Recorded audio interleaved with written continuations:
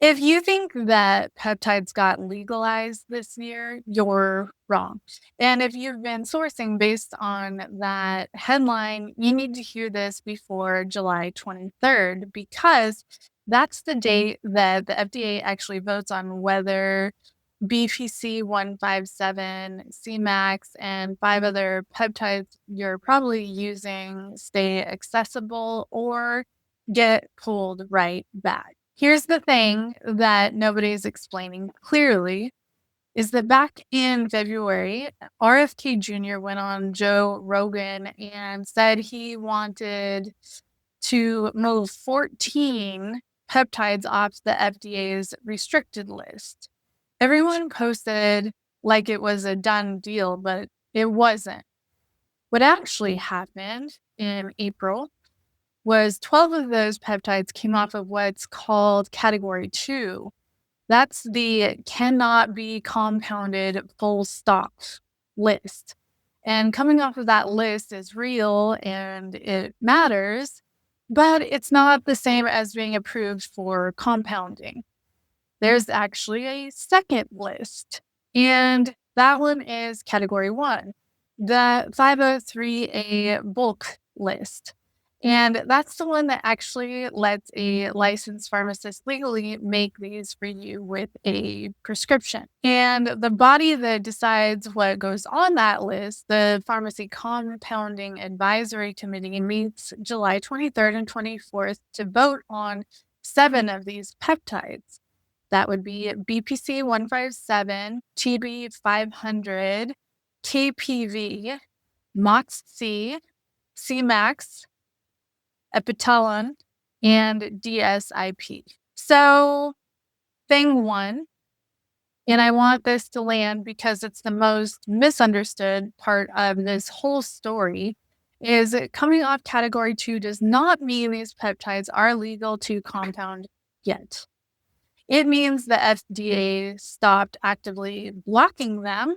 They're sitting in a gray zone right now, not banned, not cleared, and the July vote is what decides if they cross over. Thing 2 is that this committee's vote is non-binding. The FDA doesn't have to follow it. Historically, they usually do, but usually isn't definitely. And even if the vote goes well on July 23rd, the formal rulemaking after that can take 6 to 18 months. So even in the best case, this isn't flipping a switch. It's the start of a process. Public comments close July 9th. If you want to weigh in with your own experience, that window is open right now. Thing 3. And this is the one that actually matters for how you source today. Regardless of what happens in July, none of this regulatory movement touches the gray market.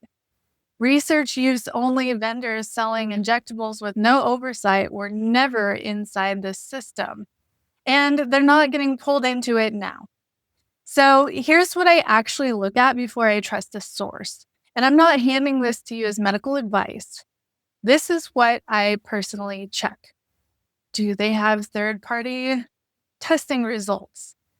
Is there a real pharmacist or physician in the loop, not just a checkout page?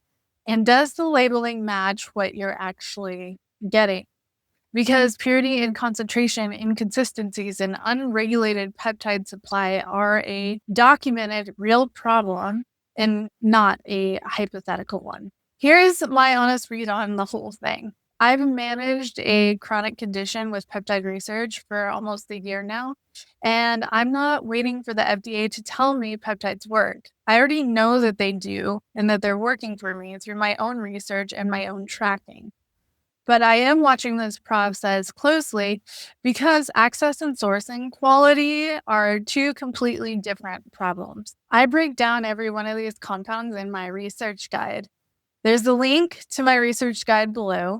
And if you want the deeper breakdown on these compounds, drop a comment. Which of these 7 are you watching for on July 23rd? I'll cover the outcome the second the vote happens.